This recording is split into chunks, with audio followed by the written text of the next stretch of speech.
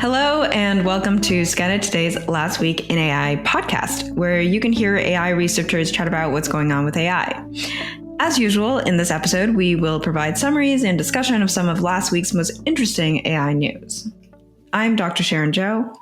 And I am Andrei Krenkov, and this week we'll discuss AI for Alzheimer's prediction and for climate modeling, some research into detecting phishing and for benchmarking everyday life activities, stuff about deepfakes and bias bounties, and a few fun stories about robots. So let's dive straight in with our first story of applications, which is titled "Algorithm developed by Lithuanian researchers can predict possible Alzheimer's with nearly 100% accuracy." And this is from the University of Kaunas University of Technology, Lithuania, where this is from. And as the title implies, in this paper, analysis of features of Alzheimer's disease, detection of blah, blah, blah. These researchers share that they apparently could predict the possible onset of Alzheimer's disease with an accuracy of over 99%, which seems like a big deal if true, but also seems a little surprising given they only worked with 138 subjects, or the data they got was from those 138 subjects. So yeah, what was your impression, Sharon?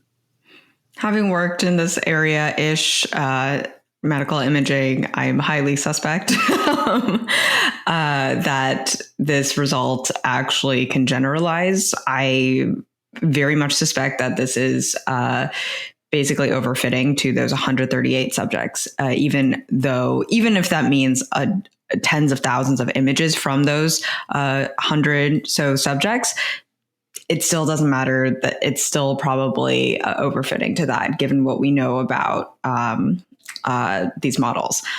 So I'd also be curious about, if we were to dive into the paper a bit more, like, was this a prospective study? How is the data split? Obviously, it sounds like all these patients are from the same institution, so it's really hard to say. That said, I'm really glad people are continuing to push on this and think about this as a problem, because Alzheimer's as a disease is just such an important part of later life health. And there are approximately 24 million people affected worldwide. And this is expected to double every 20 years. So that's huge. Yeah. That's also something I like about this article. It doesn't just talk about the accomplishment, it also contextualizes it with a discussion of how big a deal this disease is and how, as populations age, as is the case in a lot of the world now, it'll be even more important. And I agree that it seems likely that there is some flaw here. I mean, they had 50,000 images for training and 25,000 for testing, so they did at least split that. But they categorize into 6 different things. And particularly because it was only 138 people, it does seem like there's a good chance it won't work as well when it attempts to be expanded. But they're looking into that now, so hopefully they follow up with it and can expand on this and see how it goes. And on to our next article, titled "Columbia to Launch $25 million AI-Based Climate Modeling Center." And this is Columbia University. And it is the National Science Foundation, the NSF, that's chosen Columbia University to lead in the creation of this climate modeling center. And it's called Learning the Earth with Artificial Intelligence and Physics, LEAP.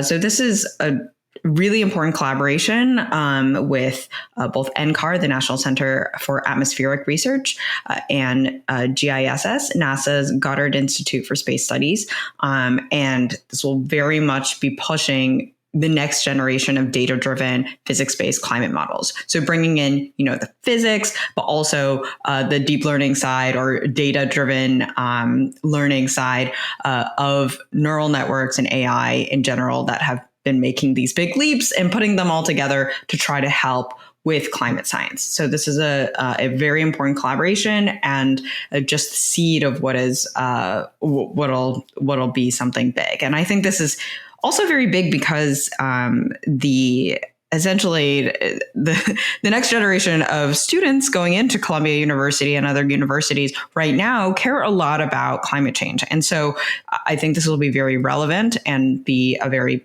popular center. Yeah, I completely agree. I think, as you said, this article notes that the center will train a new wave of students that will be fluent both in climate science and with big data sets and modern machine learning, which I presume is somewhat rare. At least, a lot of people who are in AI definitely aren't as aware of the physics of climate science.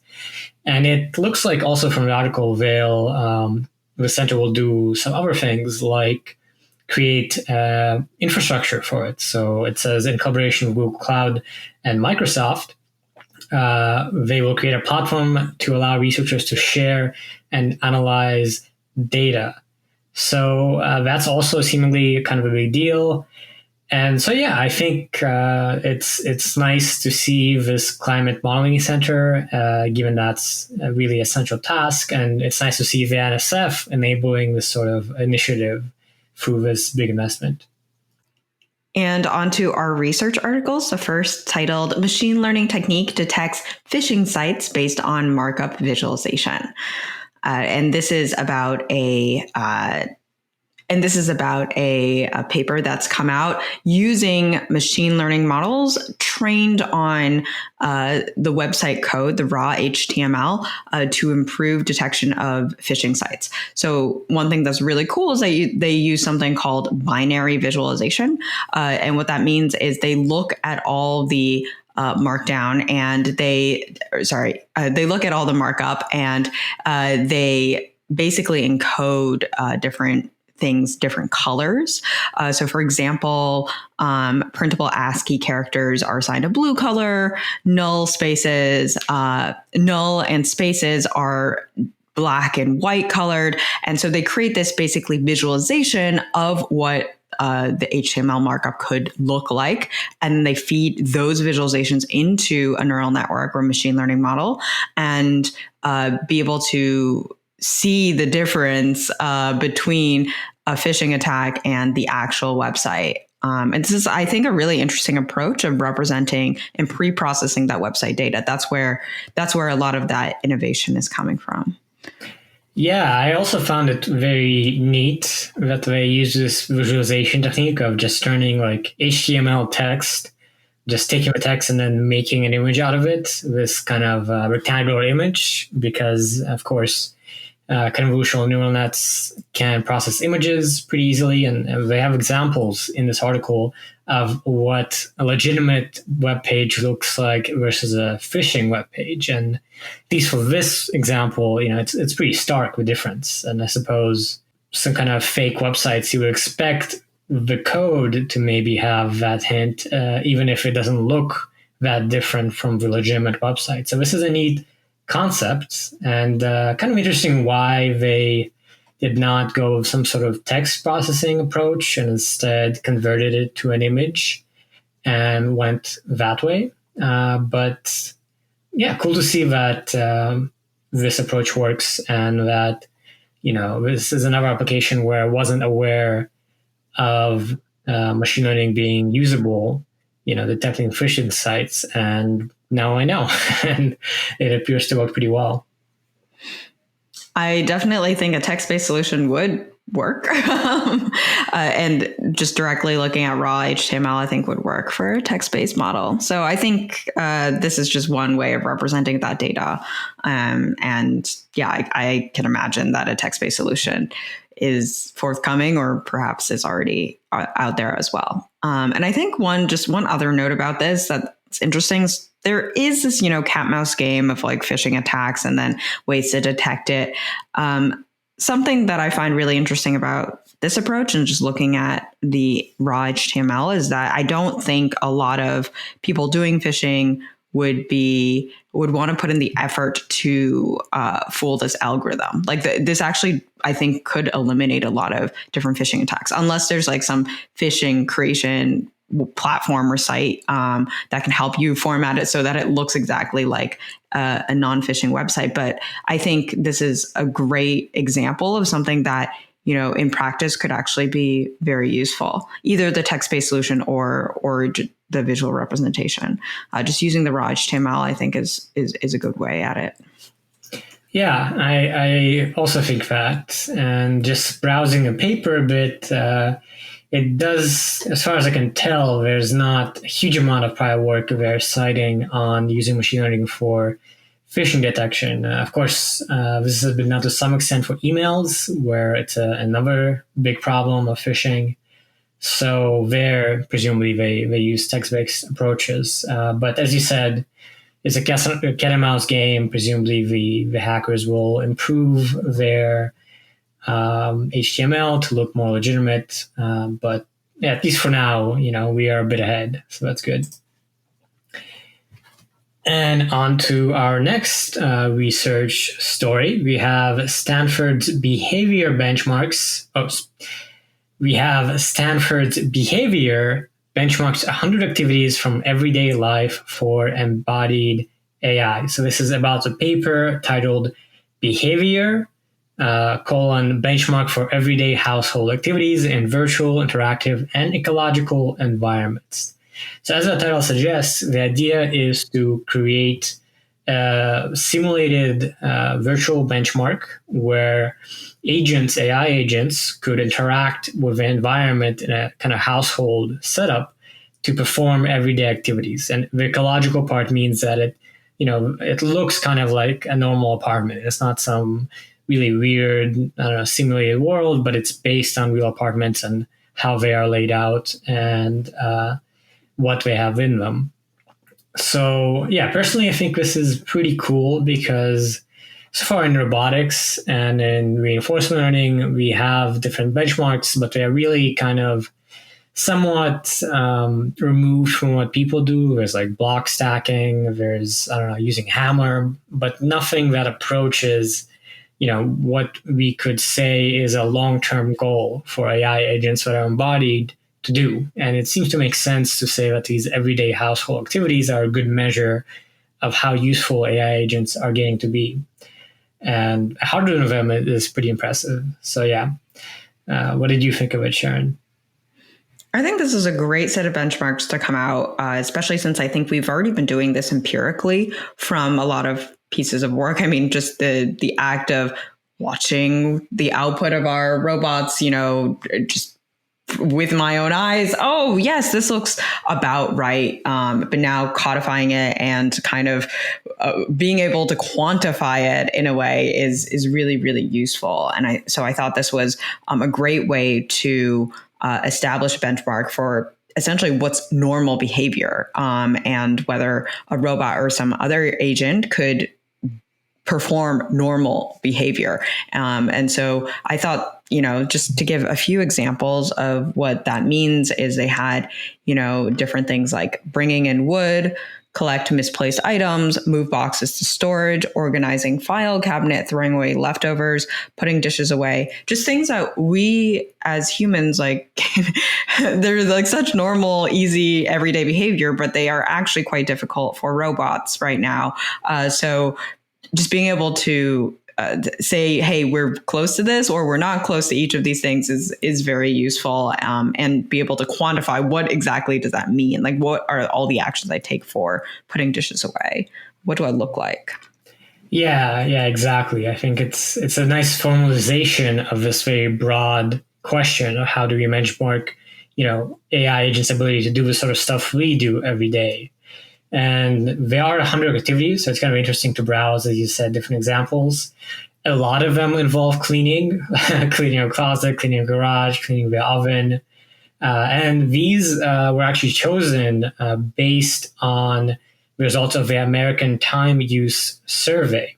So they actually did look into what people spend their time doing, and then chose a subset that is possible to simulate as far as household chores for everyday life. So they simulate this with a physics simulator, and they allow this virtual reality platform to collect demonstrations. What's interesting is this paper is purely about the benchmark. So there's some results as far as trying to replicate what people are capable of in virtual reality, but those are quite limited. So it's really just setting up a set of tasks that is really, really difficult by present day standards for reinforcement learning and robotics, and then hoping that in the future we can tackle this challenge, which is not usually what we see, and hopefully will lead to a lot of work trying to tackle these challenges. Right. And onto our ethics and society articles. The first is deepfakes in cyber attacks aren't coming. They're already here. And so this is about, in March, the FBI had released a report declaring that malicious actors will use synthetic content, so deepfakes, for cyber and foreign influence operations in the next year or year and a half. And this, of course, includes deepfakes, both video and audio, created by AI. And this article is about Rick McElroy at VMware's role in doing crisis and incident response. And he works closely with these teams, and he spoke with several CISOs of prominent companies about the rise of deepfake technology that they've seen, and they're concerned right now. They're already seeing, ransomware as a service, RAAS, RAAS, and I think we've covered that a bit in our podcast before. And it's already here. It's not like it should be some kind of forecasted thing. It's already impacting different incident response teams. Yeah. So this is kind of a take from this perspective of this Rick McElroy, who's the author. And he shares some interesting details from his conversations with these people from prominent global companies. For instance, he shares an example about Recorded Future, which is an incident response firm, which said that threat actors are, on the dark web and are offering services and tutorials on how to use visual and audio deepfakes. So there's now these secondary markets where hackers don't have to be experts or don't have to already know how to use these deepfakes, but can sort of be guided through it. And it seems like there's kind of a tool set being built up for malicious actors. And in this article, he also says that he spoke with people whose security teams have observed deepfakes being used in phishing attempts or to compromise business email. So personally, I found this kind of interesting. I didn't realize deepfakes are already being used in cyber attacks. My impression has been, there's a lot of worry about deepfakes, but we haven't seen any examples of them really causing harm. So personally, I found this quite interesting. Did this align with your perception of the state of deepfakes, Sharon? I thought there were kind of unsophisticated attacks happening. And I think people have been more and more, and I think yourself included, Andre, using kind of deepfakes as profile pictures or whatever, both benignly, obviously, and maliciously in different ways. So I think I know that it's this undercurrent. I didn't know how rampant it is and how much there have to be defense systems right now. Yeah. So to your note, actually, this is kind of a fun story. Earlier, I think a month ago or so, I got bored of my profile picture on Twitter and Facebook, and I thought about what to change it to. And I actually created a deepfake, so to speak. I uploaded my picture to Artbreeder, and then this generative model created kind of a version of it, and then I messed around with it, and then I uploaded it as my profile picture on Facebook. And I suppose the good news is people immediately saw that something was off and were actually quite creeped out and called me out on it. So it was kind of funny. So yeah, I guess the good news is so far they aren't really quite photorealistic, especially voice, I think, is something that could conceivably be used in really bad ways, but they're not quite there yet. But it seems like they're moving in a direction. And yeah, interesting to read this article that kind of shares those details. I think it really depends, since I had actually used one of those a couple of years ago. And then at the time, people didn't think about deepfakes as much, since I guess I was one of the earlier users. And it was for a Slack profile picture. So it was really small. And because it was small, people couldn't tell. And when they clicked in, they were like, Sharon, that doesn't look like you. Why'd you upload someone else's photo? Like, okay, I can see how this is awkward. Yeah, I do think, as you said, probably going forward, hackers will have to think of how to use these best. And, we already know that social engineering is one of the best ways to do hacking, so to speak, right? Just dealing with humans and fooling humans. So I could imagine that deepfakes could definitely help there when people aren't expecting them, at least not yet. And on to our next ethics and society story. We have sharing learnings from the First Algorithmic Bias Bounty challenge from Twitter.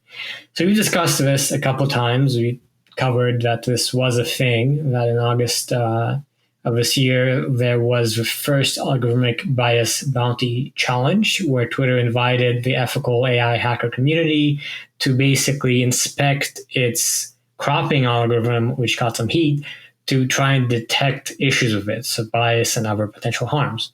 And you've also covered the results from that, where seemingly it was kind of successful. The winning team did identify some pretty novel things.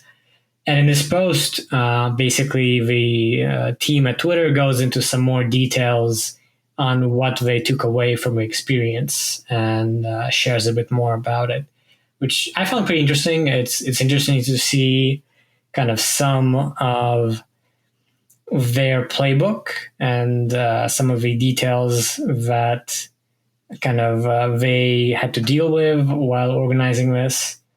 And as they say here in this post, it does seem like they want others to take up this practice and then kind of build on it. So nice of them to write an article where they share their learnings. I think it was a great article, and I'd also really commend all the winners, as well as the most innovative prize, which I thought was really interesting. It was looking at emojis and the skin color of emojis and how the algorithm preferred lighter skin colored emojis too, in addition to just images of people. And there are some pretty strong analyses in the submissions and in the winners. So yeah, I think it was great to kind of speak about the learnings and showcase the winners once more. Yeah, I also found that emoji prize quite innovative. And I also found it interesting that the third place submission analyzed linguistic bias for English over Arabic script and memes, which is another thing I wouldn't have thought was part of what people were looking at. And that's kind of the main takeaway learning that they talk about as far as kind of specifics. They really highlight the difficulty they had with figuring out a rubric to judge the participants' submissions. So make a rubric that is broad enough to allow teams to look at a variety of potential harms, even things that, the team didn't expect. And also, they encourage qualitative analysis as opposed to just quantitative, so as not to restrict the range of sort of things you could explore. And they actually shared this rubric. So again, it seems like they are really making it easier for others to do this sort of algorithmic bias bounty in the future, which I'm quite excited about. I do think this is pretty promising. And on to our fun articles. The first is, could robots from Boston Dynamics beat me in a fight? And this is kind of a reflective article about the Boston Dynamics videos that had come out. The dancing robots, the parkour robots, and also the companion video that goes with the original, showing the human side of the people who built these robots, that these robots are not perfect. And I just thought it was an interesting reflection. I, too, as I was watching the videos, definitely had concerns. There was this like undercurrent of, they're going to take over the world. But I think also the article is trying to bring people to that level of consciousness and just reflection of, it's not just like a fun video. This is also serious about where robots are going. Yeah, I think it's kind of interesting. It kind of shares what I guess a lot of people feel in a big medium. So this is, I think, an opinion piece in the New York Times. And it goes into that emotional response for sure. And also talks about an earlier video from Boston Dynamics talking about their dancing moves, right? Like, do you love me? And this article posits that these sorts of videos make us used to robots and distract us away from potential negative outcomes, right? We kind of grow to, I don't know, humanize them, I suppose, and, kind of maybe feel more okay with them, even though they might be dangerous. But yeah, I mean, it's a short read. It's really just this kind of reflection. I would have liked to see more discussion of the actual details of how these robots work and how they're limited in various ways. They don't have really general AI and so on. And I think it would have been nice that if this article worked a bit more to dispel some of the fear that may not be really justified. But yeah, I do think it was an interesting sort of reflection on this author's feelings about it. I don't know. Do you, what do you feel when you see these Boston Dynamics parkour videos? I mean, like I said, it's like fun stuff, but also just thinking about, reflecting about how powerful they are. Yeah, they are really big and bulky, so you could really imagine it being hard to fight them. Although this article also notes that any decent runner could easily, get away, push them from behind and so on. So I think it's funny how, objectively there's not much to worry from these robots, but they're kind of doing more than you might expect from robots is already nerve-wracking in a sense. But on to our next and last article. We have iRobot's newest Roomba uses AI to avoid dog poop. So apparently this is a big problem I wasn't aware of, where people's Roombas, which are, AI-enabled vacuum cleaners, little, circular things, apparently people have an issue where their Roombas, catch some dirt and in some instances some dog poop, and then it spreads it out, right? And that's a whole big mess. And it's kind of funny. This article actually is all about how the latest model, the Roomba J7 Plus, they really worked hard for this problem specifically. This new Roomba has a camera and a computer vision model, and apparently they collected a data set with these sorts of objects and worked very hard to guarantee that this won't happen with this $850 vacuum cleaner. So, I guess AI has really come a long way. It's such a gross application because you know exactly what happens if it if it catches the dog poop. Yeah, it's not a fun thing to imagine. So maybe they'll get people to pay more than $800 for it. Honestly, I'm a little surprised it took this long for them to be able to do it. But they seem very, very sure that this feature will work 100% of the time in this article. So, well, even if it doesn't work 100% of the time, I feel like it'd be helpful, right? Because I think if there's actually poop on the ground, you don't know it's there. So, yeah, even if it can sometimes work. That's true. That's true. And to be fair, they also say that it uses a camera to also identify other obstacles like socks, shoes, and headphones. So in general, it does represent kind of this pretty mature AI and robotics application. These vacuum cleaners have been around for like 20 years, getting better and better over time. So now they map your house, they intelligently move around, and now they can avoid small obstacles like socks and shoes and headphones. So one day we'll get the perfect robot vacuum cleaner and never have to vacuum ourselves, hopefully. Absolutely. That would be fantastic. Personally, I think right. I personally have had a cheap one myself for quite a while when I lived in an apartment, and I liked it a lot. Just like nothing fancy, $200 robot, leave it on while I go out. It was very handy. I think it's very useful since we recently upgraded a little bit and got a slightly better robot, and it was significantly less organization beforehand. Because I think before we had a really cheap one and we had to like organize and almost clean the whole house for the robot to start cleaning and prep the whole house for the robot.